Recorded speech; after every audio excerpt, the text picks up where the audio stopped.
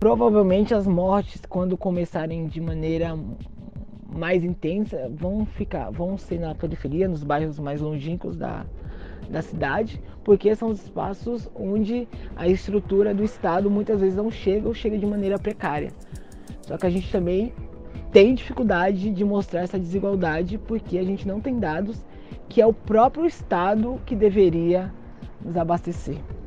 Muita gente por esse Brasilzão afora pode estar meio cansada de ouvir tanta notícia sobre o coronavírus. Mas uma coisa é preciso dizer: muitos veículos de comunicação, ou seja, aquele programa de rádio que você gosta ou o seu jornal favorito na TV, querem te dar uma informação completa do que está acontecendo. Seja como se prevenir ou até mesmo o tanto de gente que foi infectada ou morreu pela Covid-19. Mas para isso é preciso ter dados completos. Um drama de muitos jornalistas nesse período, como a gente vai contar aqui para você. Covid-19. Coronavírus. Novo coronavírus.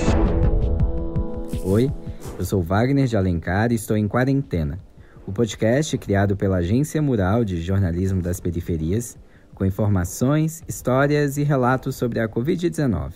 O Lucas Veloso, que você ouviu no começo do episódio, é repórter aqui na agência e já escreveu várias histórias sobre esse momento que todos nós estamos passando. Ele conta que encontrar dados públicos sempre foi algo muito difícil, só que agora está ainda pior. E o que acontece na maioria das vezes é que a gente acaba recorrendo à lei de acesso à informação, porque aí o Estado, os governos municipais, estaduais, as diversas esferas são obrigadas a responder para a gente. Essa lei de acesso à informação que o Lucas comenta é uma conquista importante da sociedade, pois garante mais transparência dos governos. O Paulo Talarico é editor-chefe na Agência Mural e conhece bastante essa legislação. Ele, por exemplo, já fez pedidos de informação para todas as cidades da Grande São Paulo. A Lei de Acesso à Informação é uma lei criada em 2011, já tem aí mais de 8 anos, e que prevê que todo órgão público, seja a prefeitura, seja governo do estado, seja governo federal, tem a obrigação de responder às perguntas e os pedidos de informação da população. Qualquer cidadão pode fazer o pedido de informação e não é necessário que você justifique o motivo do seu pedido. Isso também está previsto nessa lei. Apesar de ser ótima na teoria, a execução da lei nem sempre funciona tão bem. No entanto, a gente ainda tem muita dificuldade com relação à lei, nem todas as cidades cumprem o que determina essa legislação. Ainda tem muitas brechas e muita falta do cumprimento dos pedidos de acesso à informação, e quanto mais você vai ao âmbito municipal, isso mais fica complicado. Se o negócio já estava difícil, recentemente, durante a pandemia do coronavírus, os governantes tentaram piorar. No dia 23 de março, o governo federal publicou uma medida provisória, que é uma lei adotada em casos de urgência, que suspendia todos os prazos de resposta a pedidos feitos via LAI. Além disso, a medida provisória dizia ainda que pedidos negados não teriam direito a recursos, como acontece hoje em dia. Várias entidades de jornalismo e da própria sociedade civil criticaram a medida. Daí, no dia 26 de março, o Supremo Tribunal Federal suspendeu esse trecho da medida provisória, alegando que seria inconstitucional. Pois é, tem muita gente de olho na transparência.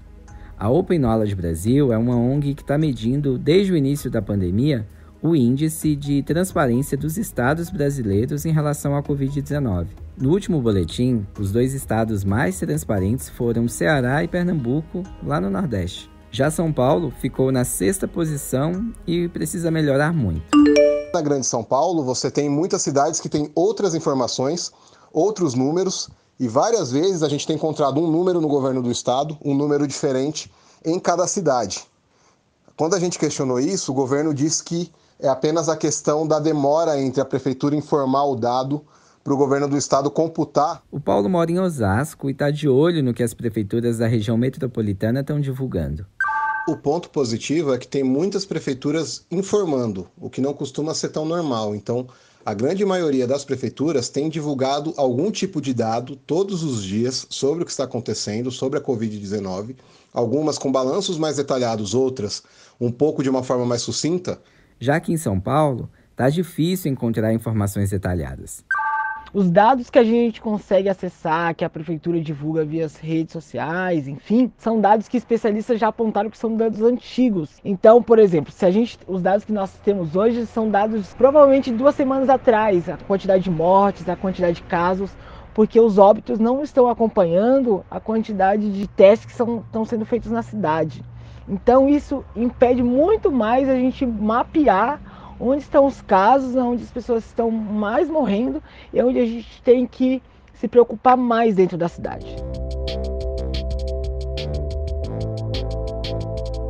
Vários especialistas e entidades consideram que para sairmos da melhor forma possível dessa pandemia, a liberdade de imprensa é algo fundamental.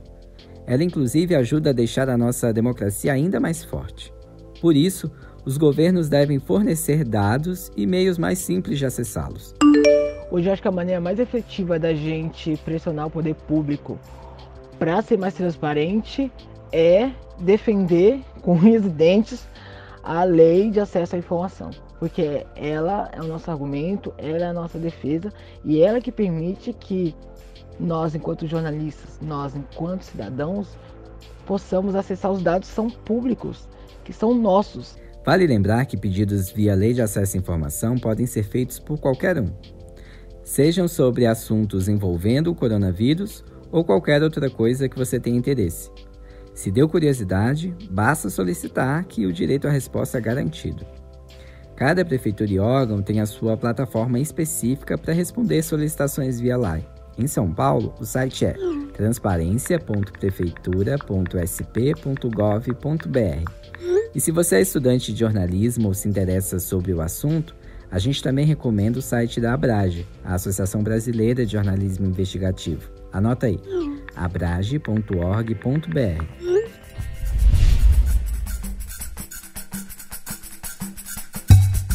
Por aqui, a gente segue em quarentena esperando que tudo isso passe logo.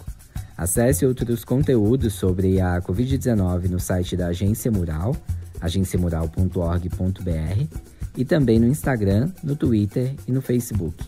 Participe enviando o seu áudio para o nosso WhatsApp.